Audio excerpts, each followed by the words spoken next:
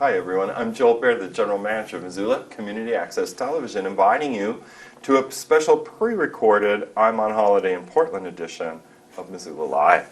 Jessica Morris is here with me. She is a Transportation Planning Manager with Missoula Metropolitan Planning Organization. Welcome, thanks for coming. Thanks a lot, thanks for having me. Yeah, you know it.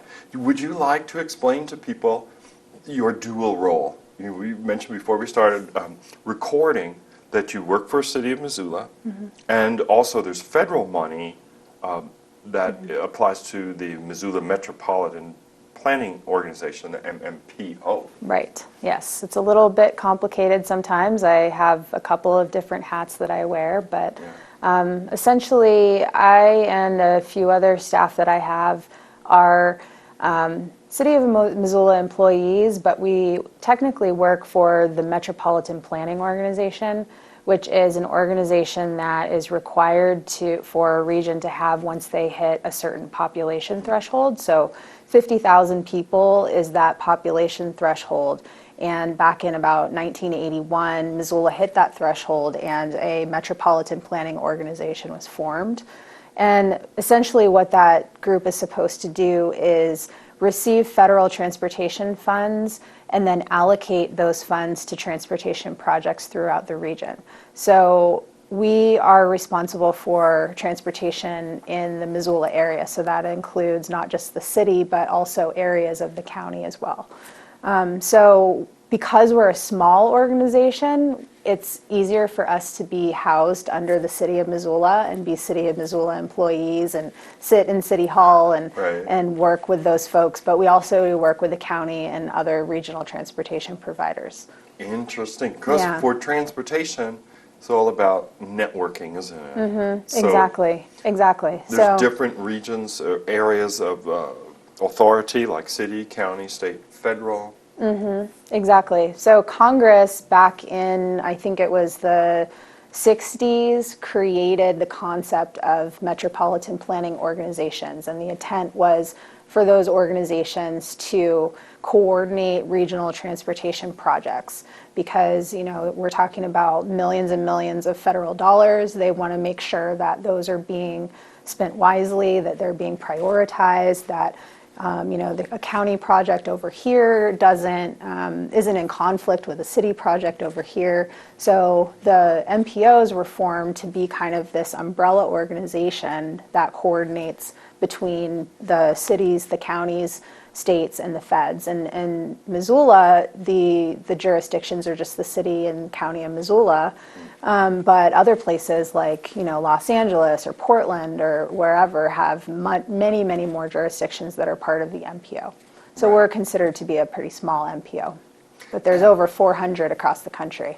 Oh, golly. Yeah. And it's also, I guess, important, too, that you guys are neutral. You're your own MMPO. You're your own metropolitan planning organization since you are seeing to communication among all these different levels of government. Exactly. So we're trying to, our ultimate goal as staff is to take data, take information, provide it to we have a board, the Transportation Policy Coordinating Committee, and that committee is represented by City of Missoula officials, the county, Montana Department of Transportation, and Mountain Line. And those are the folks that meet monthly and make funding decisions. They allocate the federal funds that come into our region to the various projects and prioritize those projects. Right. And the fans of Missoula Community Access Television know it as the TPCC meeting. Right, and exactly. That is shown on MCAT several times. First it's live, and then it's replayed several times.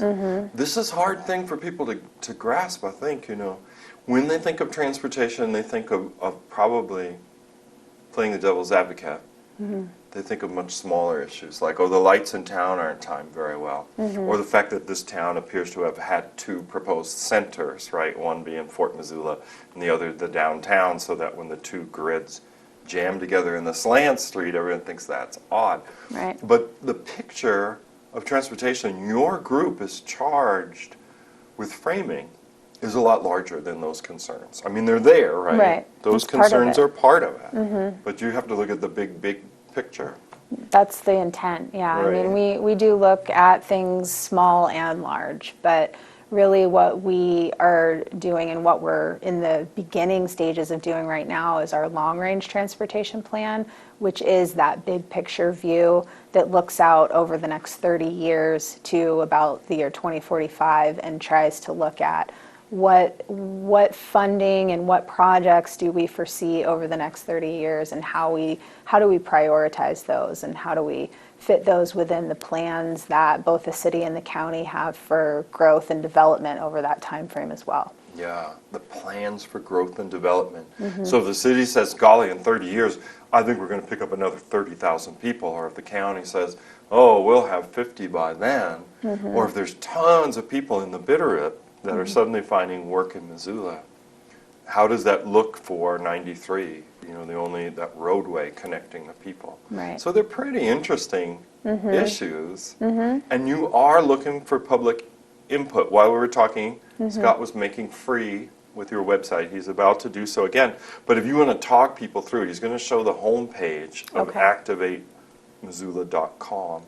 And this is one of the main ways people watching this program, they say, well, how does this affect me? How can I get involved? Right. This is one of the main ways, right, of Yes, communicating? this is one of the best tools we have. You So want to like, walk people through it over your shoulder? Yeah. There it's saying, long-range transportation plan. I mean, that, 2045. Yeah, it seems long. it is, it's a long outlook, but when you're Yeah. talking about, in some cases, projects that can take decades, Yeah. like Russell Street, for example, Oh, to it go has. from environmental review to preliminary to design To neighborhood input. right, There's and been a lot all of of those input parts along the process. Sometimes it takes a long time, which is why we have a pretty, a 3 decades long view. Yeah. But and so It's we what people see when they put activatemissoula.com in their computer. This Right. is the home page. Right, and so we are wanting folks to visit this website, sign up for the email updates. That will keep everyone informed about what's going on, when there might be public meetings. We just kicked off the public meetings last week. Was that last week? Yeah, November 4th and 5th. We had, I guess that was a couple weeks ago now. 2 weeks ago. Yeah, maybe. we had our kickoff meetings, and they were pretty well attended, had some really good input that came out of that. All of the information that was presented at those meetings is now on the website, so folks can go and look at some of the maps and graphics that we created showing the existing conditions as far as transportation goes in Yes, Missoula. Scott's showing one, I think. Is this the commentary map? Right, and so we have this tool active right now for folks to go on, and they can use this interactive map. They can drop a pin, essentially is what we're calling it, in a location where they may have a concern or an issue, and they can choose what type of comment, whether it's about biking, walking, driving, transit. They can choose the comment type, choose the location, and put in their comment into the interactive map. And then people can, everybody can look at the various comments that have been included on the map, and can actually click on each comment if they choose whether or not they agree or disagree or not, and put a follow-up comment to someone else's comment. So Wow. we've gotten, I think, close to 400 comments so far, and we're going to have this open through the end of the year. And all of this information is going to be used in the next stages of the plan process, which is going to it's going to be over the next year or so. We're hoping to adopt the plan at the end of next year, so December Yeah. 2016. We saw that on the timeline. Right. The timeline suggested you were going to try to have several seasonal meetings, a Yeah. fall, winter, spring one, that the entire community was invited to attend the meetings. Right. Right, and then so our next set of meetings will likely be in March or April. We don't know exactly when yet, but that'll be taking all the comments that we've received so far, kind of looking at the data that we have about the existing transportation system, Right. and coming up with how to look at those issues within the context of different goals and priorities that we might have.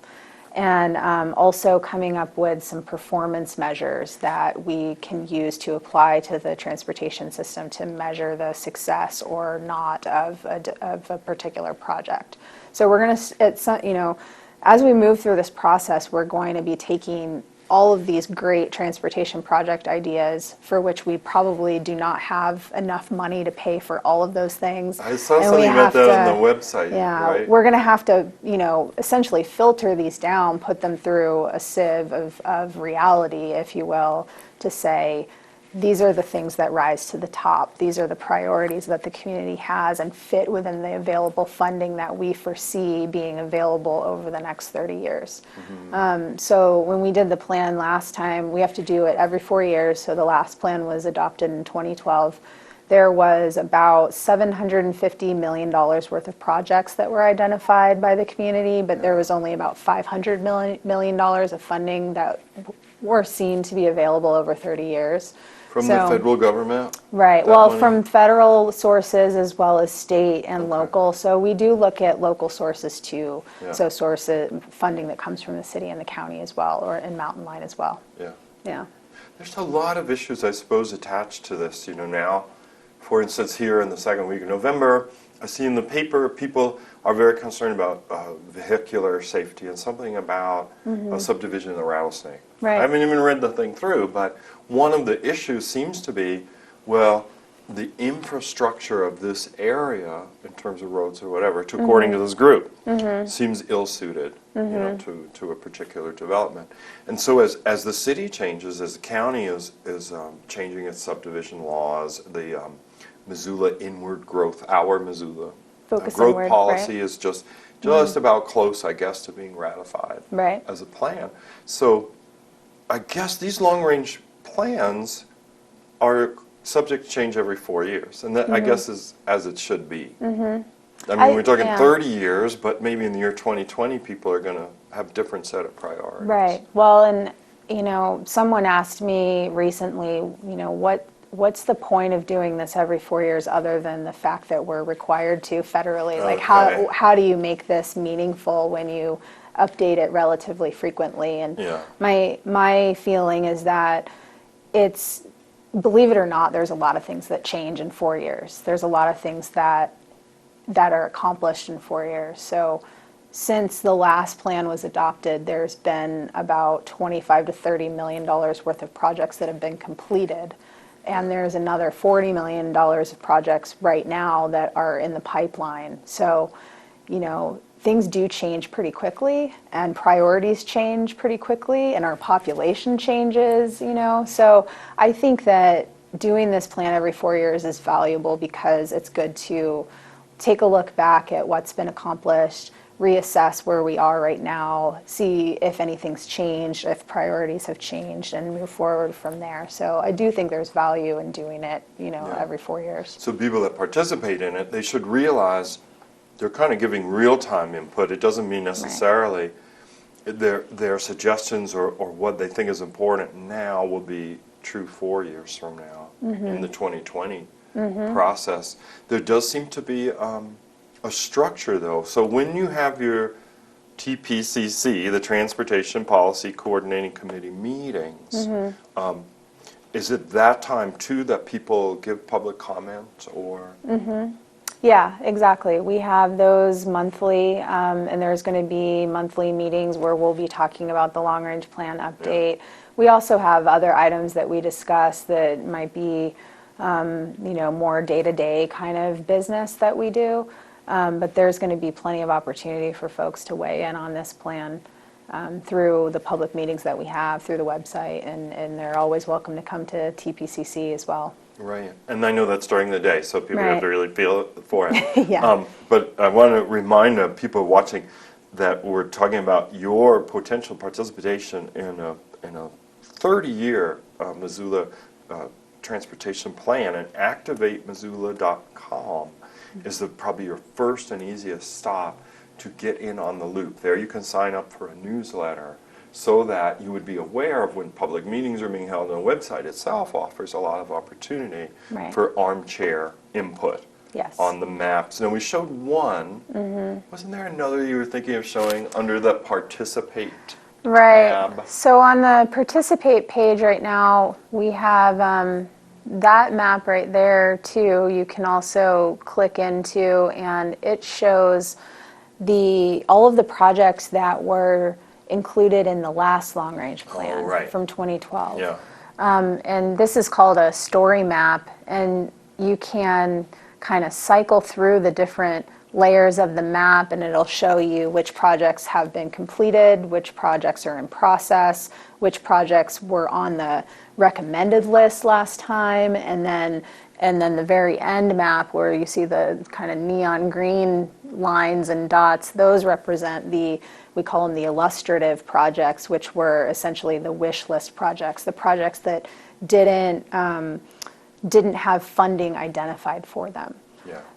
And sometimes those illustrative projects end up being funded. A great example of that is the Missoula to Lolo Trail. That was a project. Wasn't that a shock to everyone when it got the ARA funds? Right. $4 Tiger million funds. Tiger funds. Right, Tiger grant funds. Yeah. That was a project that had been identified as kind of a wish list project, but Yeah. just the funding wasn't there, and then suddenly, or not suddenly, there was an application Yeah, that was right. made, and it was awarded, and now it's on its way to being built. So Right, and it led to other things because that was being built. Wasn't there more attention perhaps paid to the overpass Right. concept at Reserve at that huge intersection? Exactly. So sometimes, some major transportation projects can come forward even outside of the long-range transportation planning process. But, the goal, what we're trying to do is kind of collect the universe of potential projects that are out there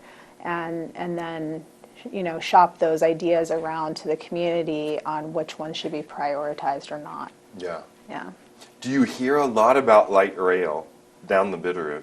I just thought because yeah. when I saw the map, for the urbanized area, in blue was this long kind of icicle going down towards Florence. And I've heard some comments or some requests or feedback on whether or not transit down to the Bitterroot is a possibility. Yeah. And, I don't really have the sense of whether or not that's financially feasible, or in the case of light rail, if it's physically feasible. Definitely not my area of expertise, Right. but I know there's some folks down there that would be interested in that. Can you give people just a quick idea of things that were in the 2012 plan? Oh, well, I should be able to answer that. You might need to edit that out. I don't know.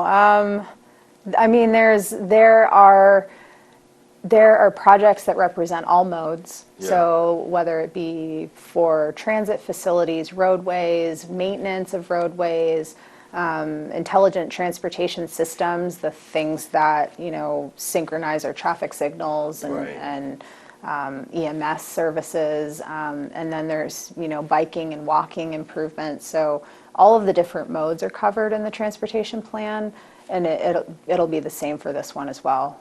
Right. Yeah. So if people, even if they have like a particular field of interest where, someone might even feel like, my point of view is only about pedestrians. I've never had a car. I walk around town. I see so many things wrong with the plight of pedestrians in Missoula. Those are the kinds of people you're looking for their input. Right. What they might have to say about that. People that are very dedicated to bicycling, you want to hear from them. And of course, the time-honored and somewhat beleaguered car driver. Of course. Definitely need to hear from them too. Definitely, yeah. I mean, we're interested in all modes of transportation, Yeah. and we're not looking to exclude one over the other. We're trying to create a system of options for people so that folks that either can't drive or don't have a car have options available to them. But we also recognize that driving is a major form of travel in this community and probably will be for quite some time. Yeah. So we're trying to look at all of the options and have all of those options available for folks. Right. So people, if you're watching, know that every voice counts. Right. And they have no particular agenda other than improving transportation for all modes. Exactly. And once again, I'll tell you that the easiest way to participate in this long-range transportation plan is to go online to activatemissoula.com. There you'll see on the homepage an area for sign-up so that you would keep informed on upcoming public meetings. If you go to that tab called Participate, you'll see kind of an interactive map area where you drop a pin and you're able to comment on what you see as perhaps a particular need or maybe even a model of best practices. Who knows? I mean, that's really possible. Jessica, I know I told you when I ask you if there's anything more, you should just say no, but is there anything more? And you can say yes, there's something we haven't covered in our visit about this. I don't think so. I Okay. think this has been great. I really appreciate the opportunity to talk to you and your audience. Right. And we want them to send us information. Yeah, well, feel free to come back again too. Okay. You know, once you have one meeting, this public meeting, and you know, tell people more how the process is going. Okay. Well, thanks for joining us on this segment of Missoula Live. I'll be enjoying myself in Portland this week, so I want to say happy Thanksgiving, everybody. We'll have another segment with Libertarian Mike Fellows right after this.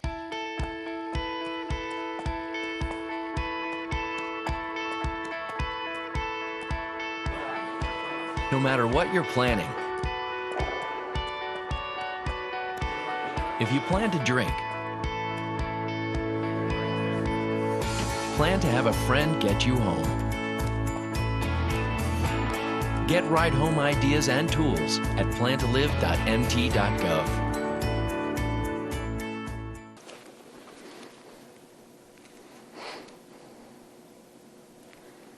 Hi, we're back with Mike Fellows. Mike is a libertarian of long standing. He's been with the Libertarian Party for a very long time and has often run for various offices under the Libertarian Party. He's also a board member of MCAP, full disclosure. But our conversation today is really just Mike's statements about his topic, which is the fully informed juror, and in no way necessarily reflects the opinions of the MCAP Board of Directors, MCAP, Charter, City of Missoula, at all. Welcome, Mike Fellows. Well, thank you for inviting me. You're welcome. So you were saying the topic you would like to talk about today, and I suppose coming from a libertarian perspective, is this of the fully informed juror. And would you try to explain to people what that is? Well, in the 1980s, the Libertarian Party had sponsored several initiatives, and we were running people for office, and we decided, well, we needed to make a bigger change. And so what we came across was the Founding Fathers saw juries under the Sixth Amendment as something that's very important. They saw a 12-man jury of our peers as another check on abuse of government. And so they thought that was pretty important, and so they set in motion that any time a trial happened, the judge would inform jurors that they had the right to judge the law and vote their conscience. So if you as a juror thought that the law was misapplied or wasn't applied evenly, then it was your obligation to say no, and you could do that. And here Thomas Jefferson said, I consider trial by jury as the only anchor ever yet imagined by a man by which a government can be held to the principle of its constitution. And so we look at things, that happened recently, like all the federal drug busts that happened in Montana, under the Obama administration. Well, if the jury knew their power to judge law, in fact, they could have said, well, no, we don't. I think these guys are guilty because under Montana law, they were following Montana law, maybe not federal law, and so we're going to find them not guilty. And so jurors can do that, and they can't be punished for the verdict. And so that's one of those things that we feel like it's very important that if you serve on a jury, that if you feel like the punishment doesn't fit the crime or you feel like the law is being misapplied, you can say no. Okay. And that is the message, right, that you wanted to make sure people knew about, and that there was a website that Scott has up back there, which See which what- has what more the- information about it, the FIJA.org. Right. And is it based in Helena? Or is he's got an Helena address there? Yeah, back in 1980s, in the 80s, it was Larry Dodge and Don Doig, who were former Montana Libertarian Party members, and they got together and decided to form the Fully Informed Jury Association. It's a 501 C3. C3, and it's active in all 50 states.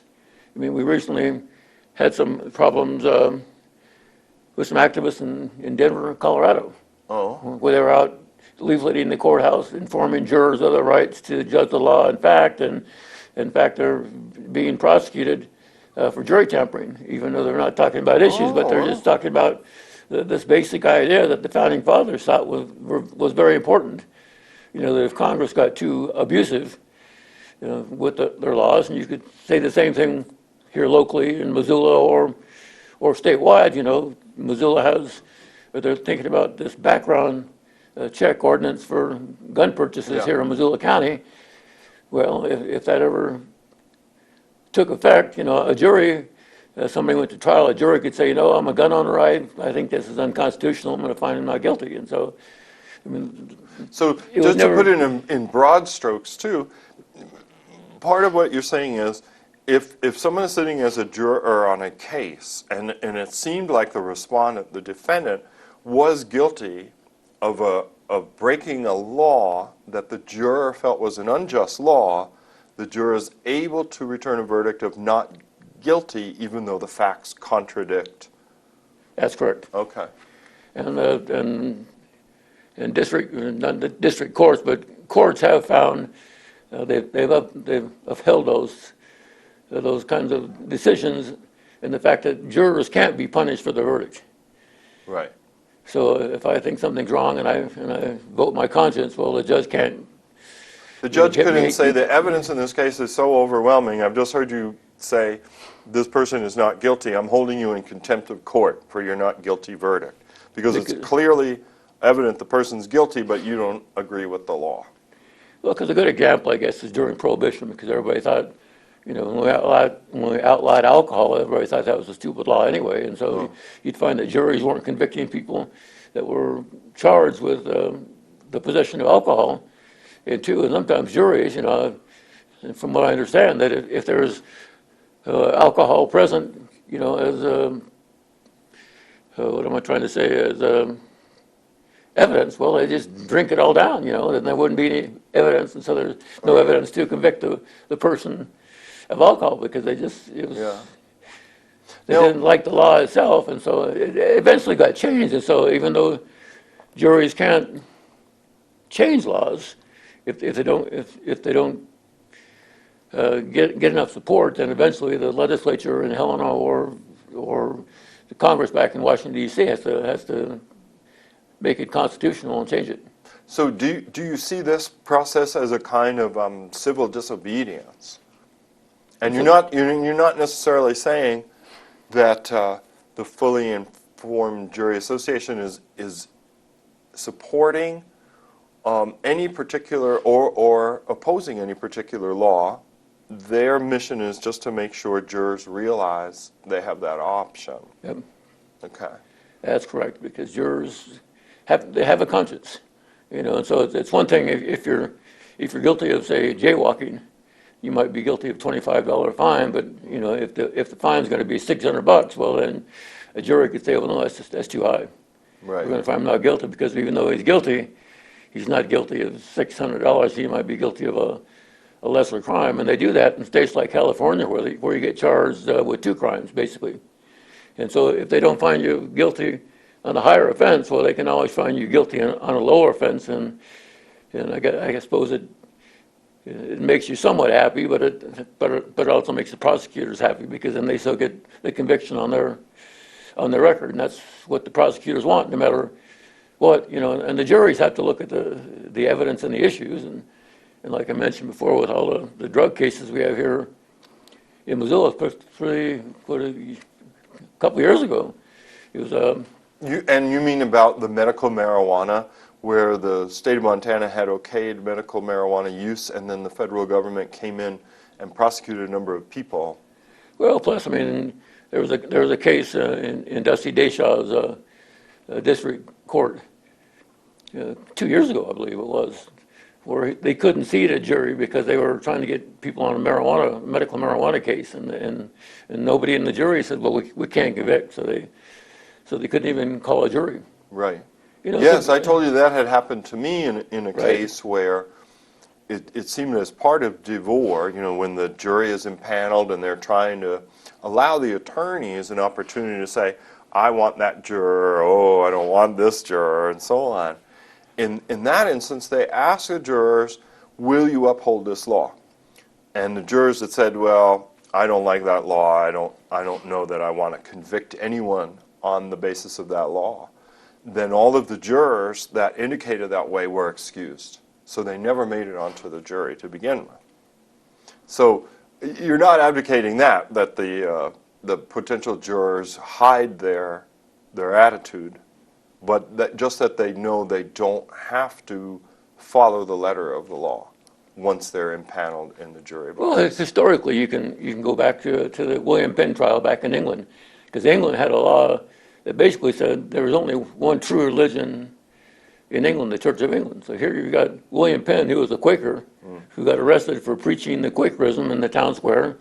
And of course, the jury thought that was a stupid law, and they wouldn't convict. And so the judge threw the jury in solitary confinement, so to speak, for a couple of weeks, and they still wouldn't budge. And so that's where we have this notion that juries can judge the law, in fact, in both their conscience. And I think, when you look at other events in the United States that happened during the Revolutionary War, like Peter Zinger, he was a newspaper guy from the colony of New York. Well, they had a law in New York that says you couldn't write anything negative about the governor, even if it was true. Yeah. So he wrote something about the governor, and of course he was put on trial, and of course the jury looked at that, and Peter Zinger was defended by one of the Hamiltons. I forget which one it was right now, Alexander Hamilton, I think. But anyway, the jury looked at that and said, well, no, this guy's, he told the truth. He's not guilty, so we're going to find him innocent. And so because of that, we have, freedom of the press, we have freedom of religion, we have the Sixth Amendment, trial by jury, because that was one of the things that the founding fathers put in the original, or the Declaration of Independence.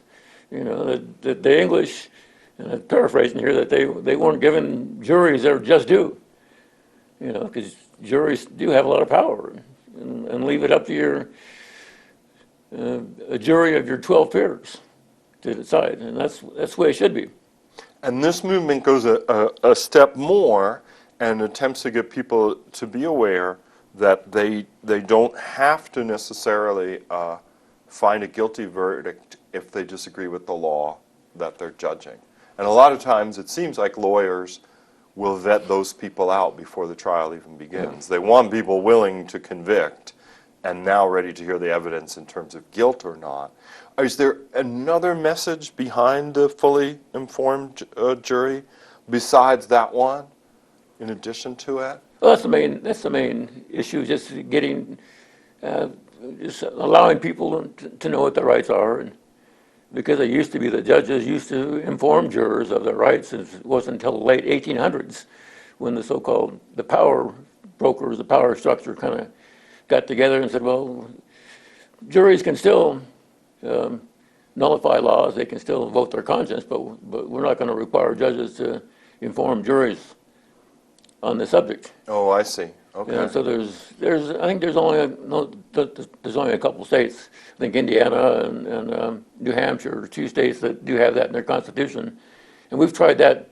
We've tried to get it passed in the Montana legislature, but I think the last time it happened, they voted it out of the House, but it failed in the Senate, and so it's a tough road to hoe, even though. The Libertarians are behind it. I think the Republicans have that in their platform. Right. This notion, I'm not sure about the Democrats, but so the notion is out there that we should be informing jurors that yes, they do have this power, but judges do what judges want to do. That's just it. They're the judge. They've got this power, and so I think when you look at things locally, like the water system, well, a jury could say, well, no, the judge is wrong, and we're going to find that the city doesn't have any eminent domain power to take over the water system. They can make those kind of choices. Okay, I gotcha. Well, do you want to give people also, while we have you, a little background on your involvement with the Montana and the nationwide Libertarian Party? What the party's tenets stand for. It sounds like fully informed jury goes along with libertarian issues of a reliance on the self, of independent thinking, and so on. Well, libertarians generally believe in property rights, and so we believe that people should be allowed to live their own lives as long as they're not infringing on the rights of other folks. And so we don't make any judgment on what people want to do in their life, as long as they're not infringing on their neighbor's rights, and the same would hold true with property and so on and so forth. In 2012, our presidential candidate, former Governor Gary Johnson, was on the ballot in 48 states. We missed 2 states. We missed Michigan due to some Secretary of State problems, and then Oklahoma, which required 75+ thousand signatures.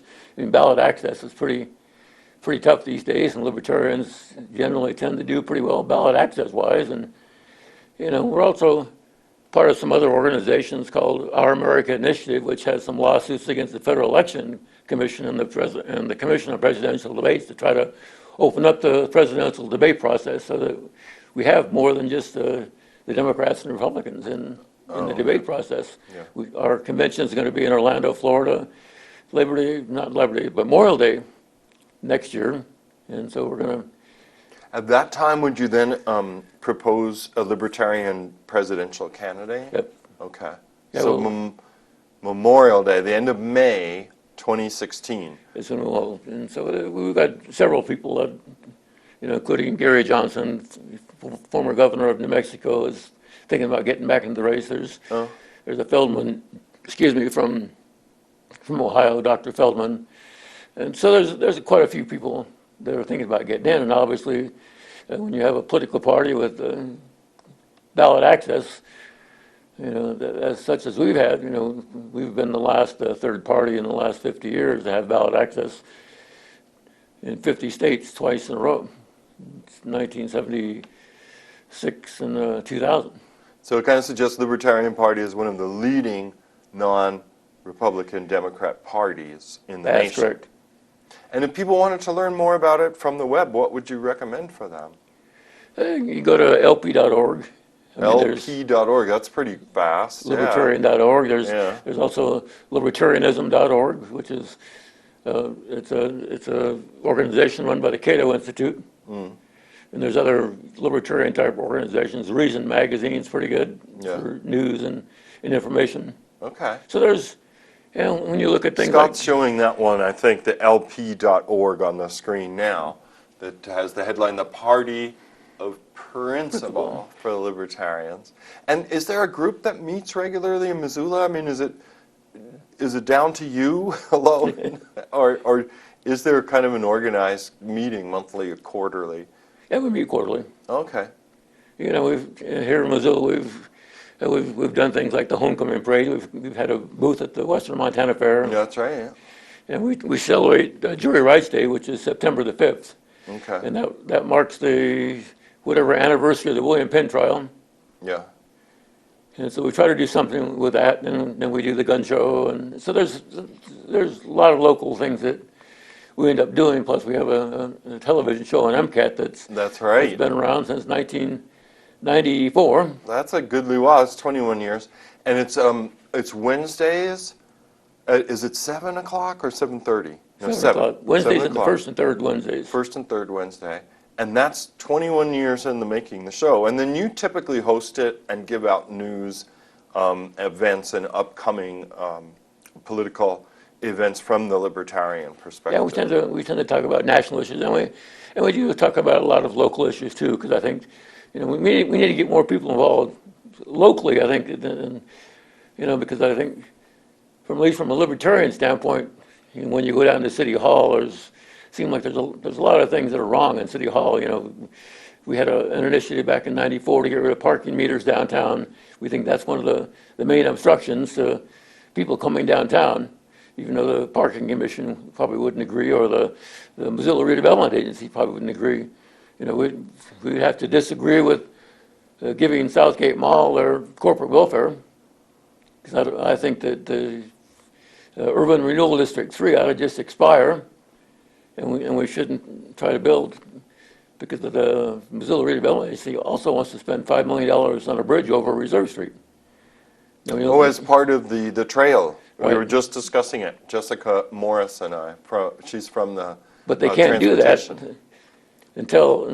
well, they can now because Southgate Mall is now included in the Urban Renewal District 3, but they had all this process in order to have that happen, and it just seemed like $5 million, You got a convention center in Columbia Falls that's going to be opening up here in a couple of years, and that's going to be a 50-room convention center for $5 million. So that's what you can buy for $5 million. And here we're going to get a cement bridge and with some steel rails. I mean, it's So there's a it's number waste of money. issues of cost effectiveness and so on a Libertarian Party can sink its teeth into. So I think there's those kinds of things. It's just like trying to change Front Street and Main Street from Back to from two-way. two ways, because they used to be two ways. Yeah, they did. And then they want switched them to one ways, and now they want to switch them back. And so in 10 years, are we going to put them back to one ways? I don't know. Well, now, if I people mean- want to get involved on a local level, like with your group, what's the best direction to steer them into?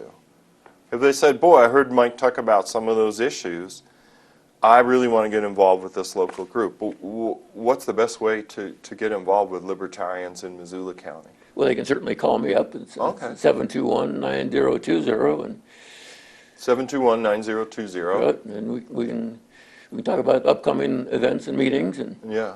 they can get involved. And Okay. because we do need people to get out there and Sure. I mean, you've been carrying the weight a long time And with the fair, and we saw you in the homecoming parade, and you're also out at the fair. yeah. All Well, summer. because I realize sometimes people get this impression, and it's probably true that the city council doesn't listen to its citizens.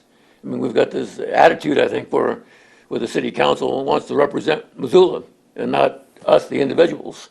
And I think that's I think that's backward thinking, because when the city council decides to spend like $20,000 for a lobbyist to lobby against us, the citizens in Helena, I object to things of that nature. Yeah, and you're often at city council meetings and taking the podium and so on.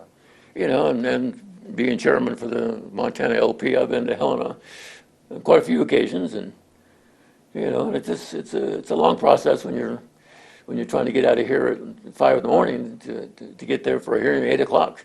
Yeah, So you can that's do right. so you 3 minutes and then back on the road again. I mean, Yeah. that's It's the life a lot of politics, but- sacrifice you've made. So people watching, if you want to get involved with Mike's Libertarian Party, the Libertarian Party, 721-9020. It's the best contact for you. All right, we're going to go. We might have another segment for you on this holiday edition of Missoula Live.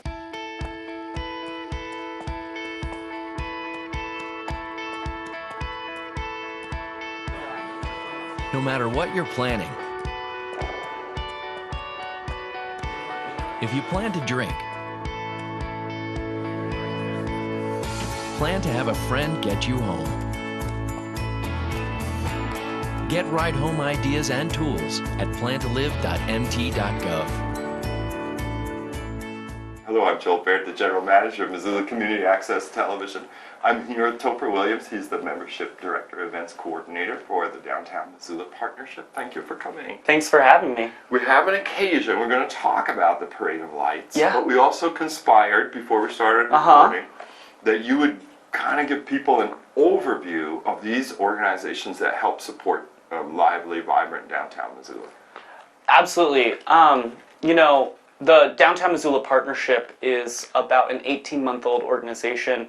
It's a collaboration between the Missoula Downtown Association, the Business Improvement District, and the Missoula Downtown Foundation.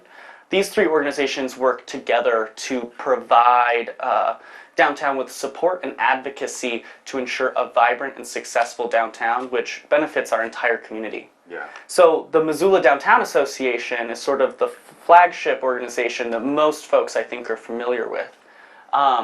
It's the membership-based organization that does advocacy work. We do event programming, so things like the Parade of Lights, the River City Roots Festival, Downtown Tonight, Out to Lunch, some of these premier Missoula programs that a lot of folks are familiar with. Right. And do we want to take a minute to address those watching that may be merchants? They don't necessarily, downtown is still a broader, right, definition. Absolutely. But sell them on a membership. It's a nonprofit organization, so it's really to help the business community in town. Absolutely. So we're a business advocacy group. We're funded in a large portion by our members. So local businesses throughout our community are members of the Downtown Association, and that's what gives us the support and the funding that we need to go out and make sure that that Downtown Missoula is a vibrant, spectacular place to be.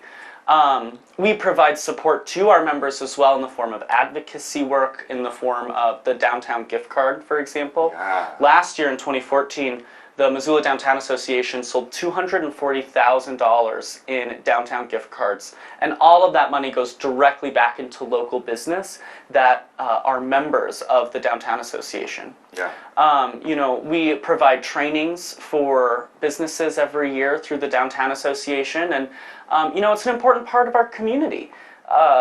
Ensuring that we have a vibrant, beautiful downtown makes sure that the rest of our community, is vibrant and successful as well. You have to have a strong urban core in order to have a successful community as a whole. Right, and one of the functions, too, of the Downtown Association is the networking people get to do. Absolutely. So, there's a lot of opportunities to meet other business owners, to interact with other folks throughout the community. We provide 3 different networking socials a month for our members to attend. There's a coffee talk, a downtown on tap, and a luncheon. And these are opportunities for business leaders in our community to meet other business leaders, make connections, form partnerships, provide that creative, innovative spark that really drives local business.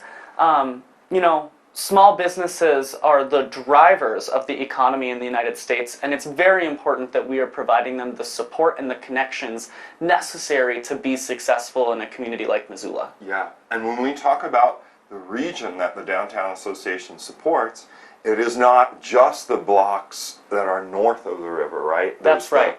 The Hip Strip, there's the Brooks Commercial That's Corridor. absolutely right. There's areas where people are doing business. When we think of the good food stores and Anchor around 3rd and all the businesses there. So those folks could also consider becoming members of the Downtown Association. Absolutely. One business that comes to mind is Blackfoot Telecommunications Group. Their headquarters is not located physically downtown, but they have clients downtown, they have customers downtown, they work with downtown folks. The important thing is that, if you want to be a member of the MDA, you're the type of organization that views having a strong urban core as absolutely critical to the benefit of our community. Yeah. To be part of that downtown culture, you don't have to physically be located downtown to really value that as being an important part of our community. Right, and so people only have to go to a few events, let's say at Caras Park under that tent. That's right. To realize the power of this networking. When you see 3,000 and 4,000 people gathered there. Exactly. You think, wow, I wonder, how did this happen? And it really came from years and years of hard work and networking and sticking with the downtown through thick and thin. Because some of us that are older and remember the downtown of the 80s, we could tell you it was pretty grim. Well, that's something that we've seen across the country. A lot of downtowns, experienced blight through the 80s, and it's through organizations like the Downtown Association here in Missoula and then across the country that have really put decades of work into advocating, supporting, and revitalizing our downtown. And it's brought them back to life, and we've seen this not just in Missoula, but in communities across the country. And we see a lot of folks, especially young folks, really not interested in locating themselves out on the fringes of a community. They really want to be in the core. They want to be in that downtown where the things are happening, where you have historic buildings and unique, funky local places to be. That's really important to folks today. And, you know, communities like Missoula that are smart about their urban development and focusing their growth inward are the communities that are going to be successful over the next 50 to 100 years. Yeah. So out there in TV land, if we've successfully intrigued you about this possibility, Scott can show you again the website, and it has the phone number and the contact and that sort of thing. And it's MissoulaDowntown.org or something like that. It's MissoulaDowntown.com. .com. That's right. Scott, could you show it to the people at home? There you go, people at home. So it has connecting our community. That's There's right. a newsletter. There's all kinds of information free for this website. But you see on the lower right, join the MDA. So you could take a look at, you know, the cost and do your cost-benefit analysis. Yeah, and memberships are, you know, tiered based on revenue. So, you know, if you're a nonprofit, you don't need to get too worried about it. Memberships start at $120. Yeah, MCAT's a member. Yes, you Glad are. of it. A proud member, and we're happy to have you as a member of our organization. So this is an excellent prelude to our particulars, which is the holiday season is upon us, the Thanksgiving, the Christmas, the New Year's. And so partly we're here to let people know about the Parade of Lights for downtown. That's correct. That's right. It's coming up here pretty quick. It's on December 5th. Yep.